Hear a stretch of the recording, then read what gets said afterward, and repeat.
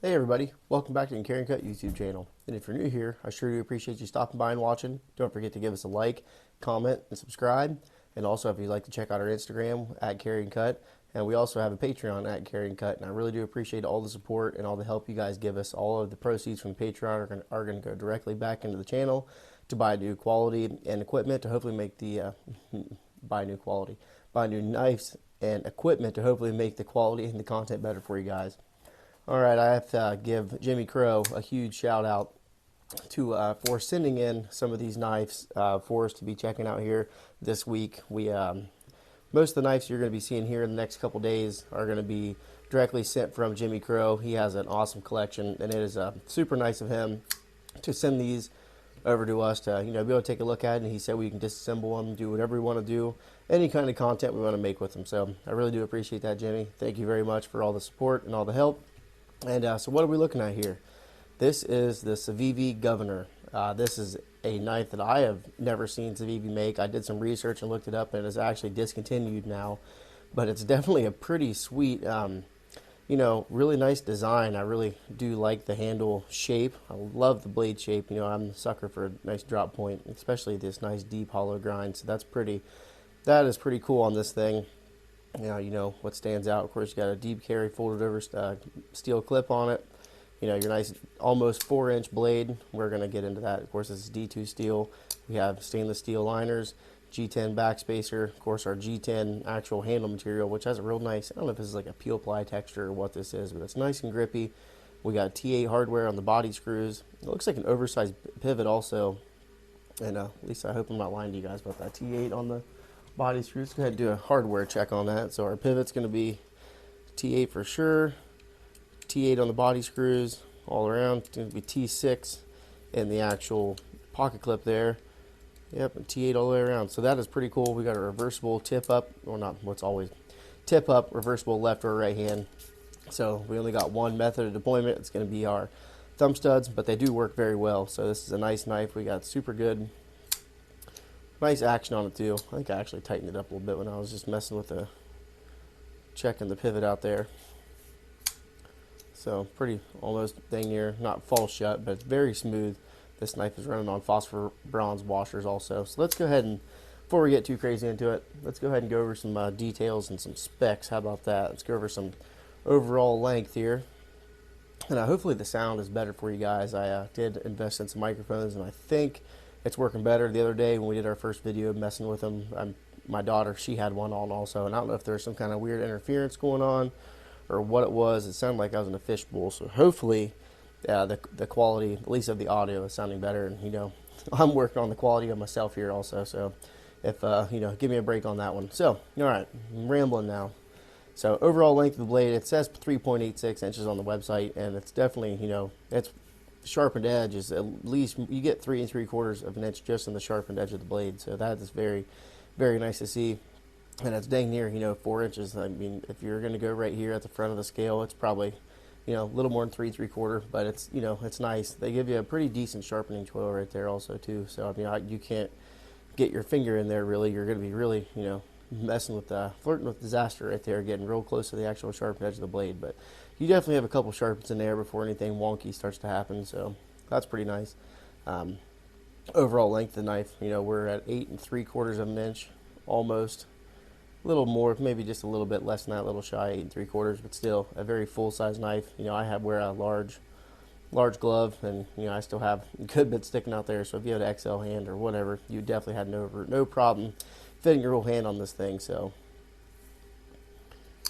it's definitely a pretty smooth operation. Go ahead and look at our lockup there. We have a nice decent amount of lockup. I don't have anything against liner locks. I definitely do enjoy them. They're a very stout lock. There's really nothing to fail in there, so you really can beat on these things and not have to worry too much about it. And I think I did say that this knife is actually discontinued now, so that's pretty unfortunate, because I think a lot of people would like this knife. And I did look on eBay on the secondhand market, and there's a whole bunch of them floating around for under $60. So if you guys are interested in this, I don't really like linking eBay things, because a lot of people get scammed on eBay. So I always like to at least if you are going to get on eBay and look for one of these knives, just make sure it's a trusted seller.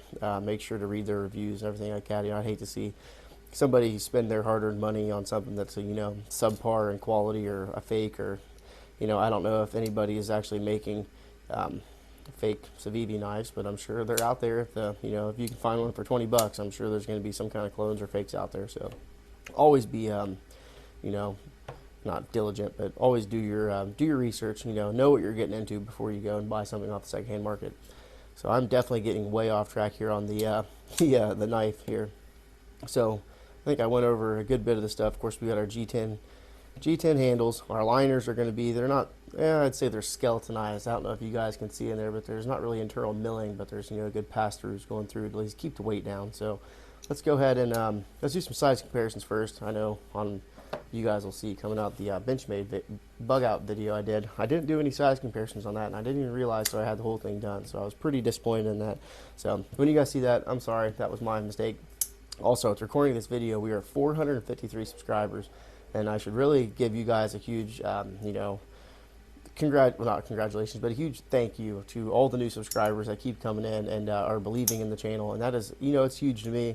I'm just some guy that, has a passion for knives. I really do like collecting. I like everything about it: sharpening, disassembling, just maintaining, just having knives, fidgeting with them. I don't use them for the craziest stuff in the world, and I don't claim to be the best reviewer there ever was, and that's not what I'm trying to be. I'm just trying to show you guys some stuff that I think's cool, and I think that it's working because some of our awesome subscribers, they're sending in some of their own stuff for some of their own knives for us to take a look at and check out. So speaking of that, so we got our 500 subscriber giveaway knife here, and like I said, we are 453, so 47 more. We're going to be giving away this Civivi Praxis button lock. This thing is pretty sweet. I'm definitely excited to give it away to somebody. So let's go ahead and do some size comparison with this one. We're looking dang near right in the same ballpark with the Civivi Praxis. So that's a pretty good size comparison right there. I know a lot of people actually have at least probably seen this knife or know what it's about. How about the Spyderco PM2? This one's in crew wear, and this obviously comes with these micarta handles on it. So we're definitely a little bit bigger than that one.